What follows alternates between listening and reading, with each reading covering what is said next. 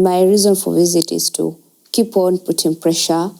One, because extradition must be done, and us as a family want the guy to be extradited in Kenya because he shouldn't be excused for any reason just because he had an army uniform. Hello viewer. Welcome to our Dokiza TV podcast. Our topic today is on search for justice for Agnes Wanjiru, the Nanyuki woman murdered by British soldier 13 years ago. Pressure for justice to the family of the late Agnes Wanjiru, who was murdered by a British soldier in Nanyuki several years ago, has continued to pile up in the last few days. This follows a visit to London by Esther Njoki, a 21-year-old niece of the late Agnes Wanjiru. Njoki's tour, which had been called by the British Parliament, has drawn huge publicity in the British media, raising expectations for a quicker and expeditious extradition of the accused soldier to Kenya so he can answer to the murder charges.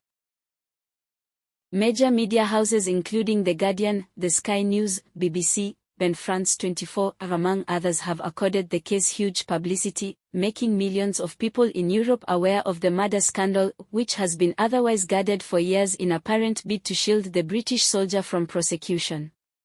The Guardian Online recently published name and picture of the suspected soldier, adding more to the public pressure for his extradition to Kenya. The Kenyan High Court has already issued a warrant of arrest for the suspect. The charges were officially leveled against the suspect in September 2025, after 13 years of waiting.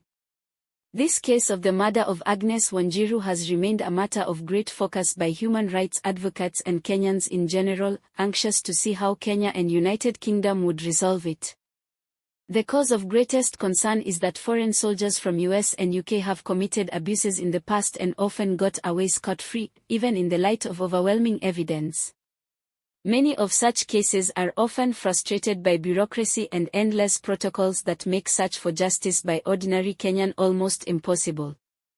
The cause for justice in this particular case of Agnes Wanjiru has literally turned Esther Njoki, the niece, into a justice campaigner. She has fitted in the role of the family champion, and she has impressed many with her campaign and ability to articulate the suffering of the family in the face of inaction by the British government. Here is a short clip of Esther during an interview with Sky TV. Today, her niece, Esther Njoki, made the family's case for the suspect to be extradited in a meeting with the Defence Secretary in Westminster this afternoon. I spoke to Esther after that meeting, and I asked her what she wanted to get from her visit to the UK. My reason for visit is to keep on putting pressure. One, because extradition must be done, and us as a family want the guy to be extradited in Kenya because he shouldn't be excused for any reason just because he had an army uniform. She is happy with the support that the current Defence Secretary John Healey of the current Labour Party government has accorded the matter.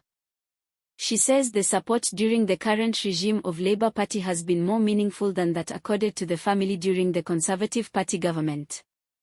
For years, Kenya and UK governments refused to heed calls for resolution of the criminal matter, arguing that Kenya has no jurisdiction over the British Army, or acts committed by it. It reflected of how one-sided that agreements signed between Kenya and UK are, yet British soldiers have been training in Kenya for years. The family of Agnes Wanjiru has been seeking for justice for Agnes for 13 years. The suspected soldier reportedly had confided to his friend that he had killed Agnes and thrown her body to a septic tank of a local hotel in Nanyuki. If he didn't want to be extradited in Kenya, he could not have killed Agnes. I believe before they are deployed to Kenya, they are always taken through the laws of the host country. So he knew, and then this is someone who mocked Agnes, so he should be extradited. And also, I'm also here because I want to change. The change must begin with us. It doesn't matter where I come from. I come from the same background Agnes came from. I know they took advantage because my family is not able. But again, I've seen things are changing since I stepped up and saying what is happening and trying to hold the government accountable. So I want change in the internal systems of the army because I believe they're the biggest challenge, because when this guy will be extradited, he'll have to uncover those people who helped him to get away with Agnes' murder. So if we can be able to change the internal systems, I think we'll secure a good future for other generations, because my family has had to go through hell, which failed Agnes and failed her child. Let's talk. The murder of Agnes Wanjiru relives memories of Kenyans on murders of similar nature committed by US Marines in Mombasa back in 1980. There are two quick ones to recall. In 1980, an American Marine, Frank Joseph Sandstrom, killed a commercial sex worker Monica Njeri right in her Gonjoni house. Although he confessed to the charge, he was released by the High Court in controversial circumstances and warned to be of good behavior, at least for 2 years. The surety for that was mere 500 shillings. The soldier had used a broken bottle to stab Monica several times following a disagreement. Monica Njeri had met Frank Sandstrom on August 3, 1980 at the popular Florida nightclub, Mombasa. The court was told that they had agreed to spend the night together at Monica's house. During the night, a disagreement arose and they started fighting, whereupon the soldier, who was just 19 years of age, killed Monica.